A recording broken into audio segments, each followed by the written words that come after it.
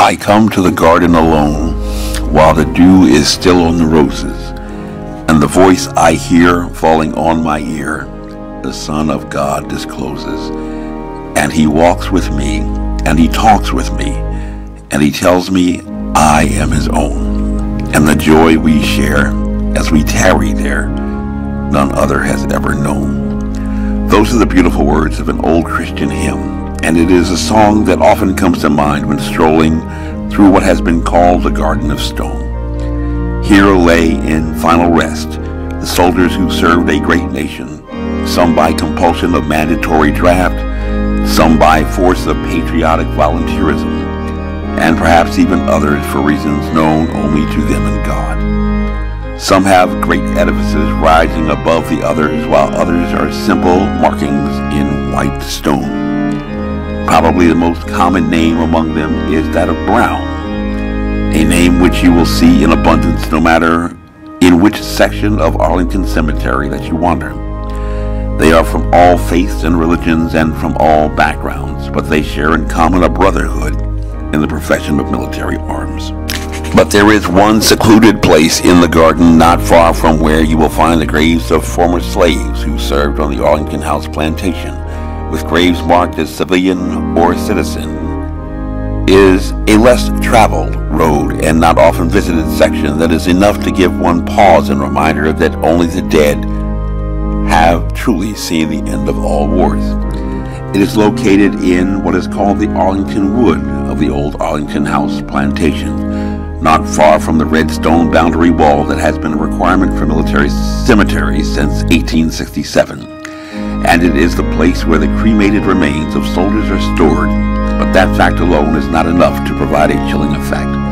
No, rather the most startling discovery in this off-beaten path place is the fact that the encasements bear no names at all, waiting patiently and quietly to be filled.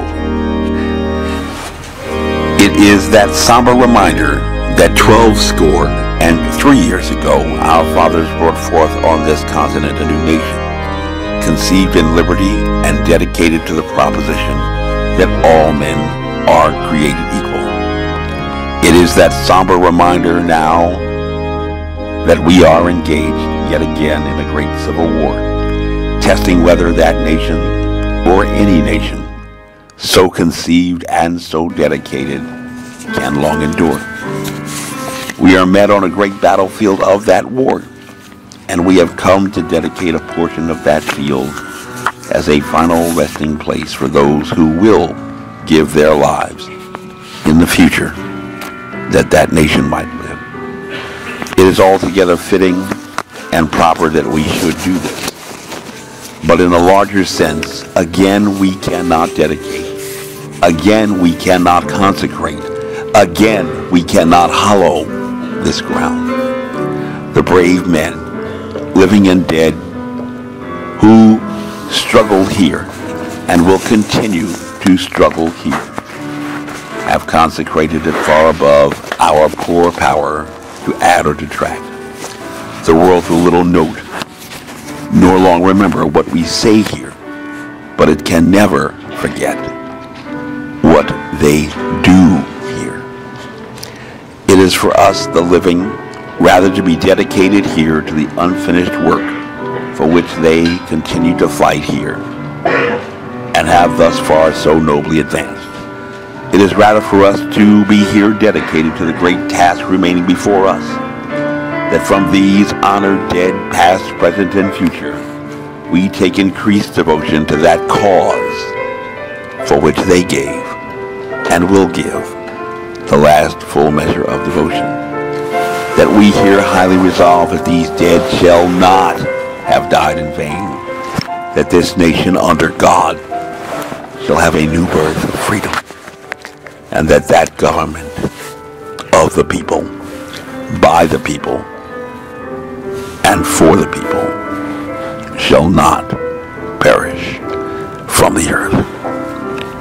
I do solemnly swear that I will support and defend the Constitution of the United States against all enemies, foreign and domestic, that I will bear true faith and allegiance to the same, that I take this obligation freely without any mental reservation or purpose of evasion, and that I will well and faithfully discharge the duties of the office on which I am about to enter. So help me, God. Not unmindful of the future is the motto of Washington and Lee University. My name is Major Mike Webb, and I am running for U.S. Congress. In liberty, with honor and excellence, the South shall rise again. Honest.